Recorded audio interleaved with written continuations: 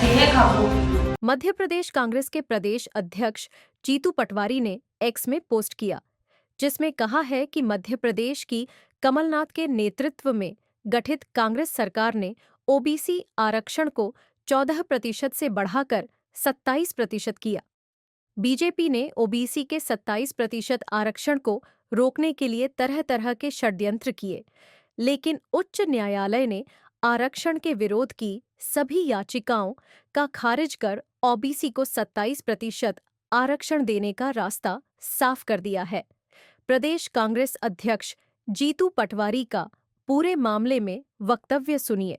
आदरणीय मध्य प्रदेश वासियों, ओबीसी आरक्षण को लेकर कोर्ट ने जिस तरीके की अपनी टिप्पणी दी है, ये उस एहसास को समर्थन करती है जो आदरणीय कमलनाथ जी की सरकार ने निर्णय लिया था। इस प्रदेश में लगभग 52% ओबीसी के परिवार के लोग हैं। अति पिछड़ों का प्रतिशत इसमें अत्यधिक है। साथियों, ये देश जो मूल भावना है संविधान की, जिसमें राजनीतिक, आर्थिक और सामाजिक समानता के लिए संविधान हमें परमिट करता है, हमें अधिकार देता है, उसमें कमलनाथ जी ने, उनकी सरकार ने जो निर्णय लिया वो ऐतिहासिक था और एक बहुत साहसी कदम था।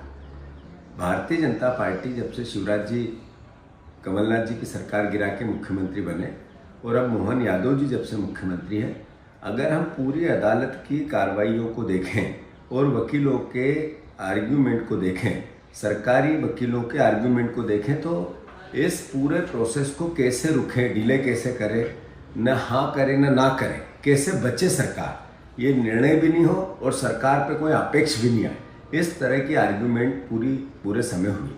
जो 13% और 14% की लड़ाई है, जो सरकारी नौकरियों में पद रोके जा रहे हैं, ये भी कोई कोर्ट का निर्देश नहीं है, सरकार का किया हुआ कृत्य है। मैं फिर से, चूँकि पूरे देश में फिर से एक बहस चल पड़ी है कि इस देश में संविधान की भावना को किस तरीके से आत्मसात किया जाए, और जो लड़ाई देश की आज़ादी से पहले से लड़ी जा रही है कि समानता की, राजनीतिक, आर्थिक और सामाजिक, मैं मानता हूँ राजनीतिक समानता तो एक बार फिर भी 90% परिवार के लोगों को मिल रही है, क्योंकि चुनाव की दृष्टिगत आरक्षण का प्रोविज़न है, आरक्षित सीटों का प्रोविज़न, पर सामाजिक और आर्थिक एक समानता अभी भी कोसों दूर है। मैं फिर से सभी परिवार के लोगों को, जिसमें राहुल गांधी जी ने ये निर्णय लिया कि जातिगत जनगणना होनी चाहिए, ये मैं समझाना चाहता हूँ। जातिगत जनगणना है क्या? ये जातिगत जनगणना वही अंबेडकर जी का, कांग्रेस पार्टी का, महात्मा गांधी का और पूरी संविधान सभा का जो मूल तत्व है, जिसमें समानता के अधिकार की बात हुई, तो आर्थिक और सामाजिक समानता की लड़ाई है जातिगत जनगणना। कोई किसी जाति का गरीब जिसके लिए खजाने के द्वार कैसे खुले, इसकी लड़ाई है राहुल गांधी जी लड़ रहे हैं। मैं आप सबसे आग्रह करता हूँ, जातिगत जनगणना का हम सब समर्थन करें। ये किसी वर्ग के खिलाफ नहीं है, ये गरीबी के खिलाफ है, और अगर उच्च वर्ग का साथी भी गरीब है तो उसको भी खजाने का लाभ मिले, ये लड़ाई है। इसमें मैं समझता हूँ कि हम सब मिलकर समर्थन करें। इसको भी रोकने का कृत्य अगर कोई कर रहा है तो नरेंद्र मोदी जी और भारतीय जनता पार्टी कर रही है।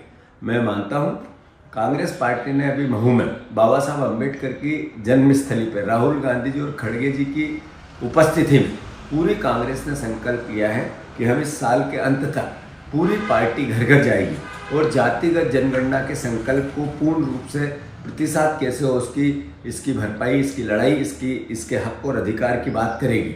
मैं फिर से कमलनाथ जी को धन्यवाद देता हूँ। और जो ओबीसी के आरक्षण को एक तरह से परमिट कर रही है कोर्ट, जो एक तरह से समर्थन कर रही है कोर्ट, माननीय न्यायालय, और जो महसूस करा रहा है कि आने वाले समय में एक नींव का पत्थर साबित होगा ओबीसी के साथियों के लिए, उस निर्णय का अगर कोई एक नायक है तो वो कमलनाथ जी है।